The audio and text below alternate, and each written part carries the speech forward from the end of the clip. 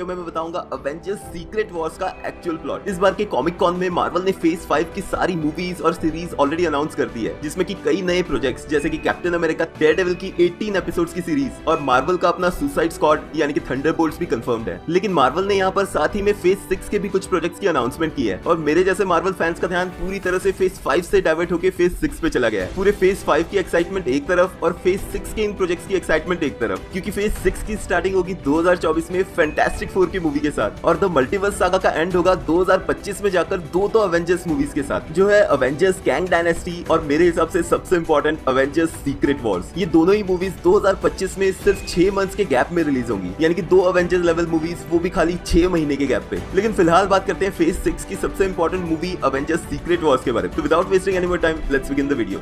Secret Wars Marvel comics की एक 12 issue वाली सीरीज थी जो मई 1984 में फर्स्ट टाइम पब्लिश की गई थी। सीक्रेट वॉर्स इवेंट में बियंडर, जो कि मार्वल कॉमिक्स मल्टीवर्स का सबसे पावरफुल कॉस्मिक बीइंग है, उसने मल्टीपल हीरोज और विलन्स को अर्थ से उठा के एक रेल्म जिसका नाम है बैटल वर्ल्ड उसमें डाल दिया, और जहां इन हीरोज और विलन्स को एक दूसरे के खिलाफ बैटल्स लड़नी पड़ी। बैटल वर्ल्ड इस जगह के नाम से ही पता चल रहा है कि ये जगह एक क्योस से भरी हुई जगह, जो बनी हुई है एक्चुअल में अलग अलग प्लैनेट्स के फ्रेगमेंट्स से, जिसको कंस्ट्रक्ट किया है खुद बियंडर ने। और इस जगह का एनवायरनमेंट ही कुछ ऐसा था जिससे कि यहाँ पर लड़ने वाले हीरोज और विलन्स अपनी 100% पावर्स का यूज ना कर पाए। इस सीरीज के लाइनअप में बहुत सारे सुपर हीरोज, जिनमें Captain America, Captain Marvel, Hawkeye, Iron Man, Hulk और She Hulk, Thor, the Wasp, the Fantastic Four, Spiderman और स्पाइडर वुमन और बहुत सारे एक्समैन भी इंक्लूडेड थे। वहीं विलन्स की तरफ से Doctor Doom, Doctor Octopus, Kang the Conqueror, the Lizard, Enchantress, Ultron और रैकिंग क्रू और टिटानिया भी शामिल थे। इसी इवेंट के दौरान स्पाइडरमैन को सिम्बायोट के साथ जुड़कर फर्स्ट टाइम उसका ब्लैक सूट मिला था। अब ऑफ कोर्स इन सभी हीरोज और विलन्स में से एमसीयू वर्जन में सारे इंक्लूडेड नहीं हो सकते, और मेरे हिसाब से एमसीयू की सीक्रेट वॉर्स की स्टोरी कॉमिक्स के सेकंड एडिशन सीक्रेट वॉर्स पर बेस्ड होगी। यह साल 2015 में सीक्रेट वॉर्स को दोबारा रिलीज किया गया सेम बेस और स्टोरी के साथ, लेकिन इस बार कुछ नए कैरेक्टर्स भी इसमें ऐड किए गए। और इस बार इस इवेंट की वजह थी डिफरेंट यूनिवर्सेस का इंकर्जन, यानी कि डिफरेंट यूनिवर्सेस के हीरोज और विलन्स के डिफरेंट वेरिएंट्स की फाइट यहाँ पर देखने मिली। बेसिकली जो कुछ हमने लोकी सीरीज के सीजन 1 में देखा था, यानी कि सीक्रेट टाइमलाइन का मल्टीपल टाइमलाइंस में डिवाइड होना, उसी का रिजल्ट सीक्रेट वॉर्स में दिखेगा। इस बार सीक्रेट वॉर्स की इवेंट के बाद कई डिफरेंट यूनिवर्सेस एक दूसरे के साथ मर्ज हो गए और कुछ पॉपुलर सुपर हीरोज के डिफरेंट वेरिएंट्स जैसे कि माइल्स मोरल्स और पीटर पार्कर एक साथ एक ही यूनिवर्स में रहने लगे। अब आते हैं काम की बात पे, यानी कि मार्वल कॉमिक्स की सीक्रेट वॉर्स की इवेंट के प्लॉट को एमसीयू की सीक्रेट वॉर्स मूवी में कैसे अडॉप्ट किया जाएगा। बेसिकली स्टोरी बेस सेम ही होना चाहिए, जहां हमें सारे हीरोज और विलन्स की आपस में एक एपिक बैटल देखने मिलेगी। और वैसे भी मल्टीवर्स सागा की मूवी होने की वजह से सीक्रेट वॉर्स जैसे बड़े इवेंट के होने का रीजन होगा इनकर्जन ही, जिसे हमने doctor strange in the multiverse of madness में ऑलरेडी देख ही लिया था। कॉमिक्स में फर्स्ट सीक्रेट वॉर्स का रीजन था बियंडर, और वहीं 2015 वाली रीबूटेड सीक्रेट वॉर्स का विलन था डॉक्टर डूम। और ये दोनों ही फिलहाल एमसीयू में एग्जिस्ट नहीं करते हैं, लेकिन ऑलरेडी इंट्रोड्यूस हो चुका है current Avengers level threat Kang the Conqueror. अब एमसीयू में कैंग थैनोस से भी ज्यादा डेंजरस है, जो हम ऑलरेडी लोकी सीरीज में देख चुके हैं। कैंग टाइम ट्रेवल करने में मास्टर है और वो अपने नॉलेज और टेक्नोलॉजी से किसी भी टाइमलाइन को आसानी से मैनिपुलेट कर सकता है। और जो चीज लोकी सीरीज में ही हू रिमेन्स ने कही थी मल्टीपल कैंग वेरिएंट्स के बारे में, वो चीज हमें या तो कैंग डायनेस्टी में या फिर यही सीक्रेट वॉर्स में देखने मिलेगी, जहां डिफरेंट यूनिवर्सेस के डिफरेंट कैंग्स के बीच भी बैटल हो सकती है। बट हियर्स द ट्विस्ट, यहाँ पर हम कहीं ना कहीं डॉक्टर डूम को भूल रहे हैं, जिसको कि मार्वल कॉमिक्स में स्ट्रॉन्गेस्ट विलन्स में से एक माना गया है। वैसे तो डॉक्टर डूम को अभी तक एमसीयू में इंट्रोड्यूस नहीं किया गया है, लेकिन इन्फिनिटी सागा के मेन विलन थैनोस को भी अवेंजर्स इन्फिनिटी वॉर्स के पहले तक प्रॉपर्ली इंट्रोड्यूस नहीं किया गया था। एक्सपेक्टेड है कि ब्लैक पैंथर वकांडा फॉरएवर के थ्रू डॉक्टर डूम को एंड क्रेडिट्स में इंट्रोड्यूस किया जा सकता है। बेसिकली अवेंजर्स कैंग डायनेस्टी और अवेंजर्स सीक्रेट वॉर्स नए जमाने की अवेंजर्स इन्फिनिटी वॉर और एंड गेम होने वाली है। अवेंजर्स कैंग डायनेस्टी में हमें कैंग एक प्रॉपर थ्रेट के रूप में दिखेगा, और अवेंजर्स सीक्रेट वॉर्स में हमें epic battles, multiple MCU projects के एंड्स और द मल्टीवर्स सागा का कंक्लूजन देखने मिलेगा। अब यहाँ पर देखने वाली बात ये होगी कि जहाँ मार्वल ने इन्फिनिटी सागा के एपिक कंक्लूजन के लिए 10 साल लिए थे, क्या मार्वल वही मैजिक मल्टीवर्स सागा के साथ 5 साल में कर पाएगा? आपके क्या थॉट्स है मुझे कमेंट्स में लिख के बताना। अच्छा बाय द वे, अगर शी हल्क के फर्स्ट एपिसोड का ब्रेकडाउन अभी तक नहीं देखा है तो इस वीडियो पे क्लिक करके चेकआउट कर लेना। मिलते हैं नेक्स्ट वीडियो।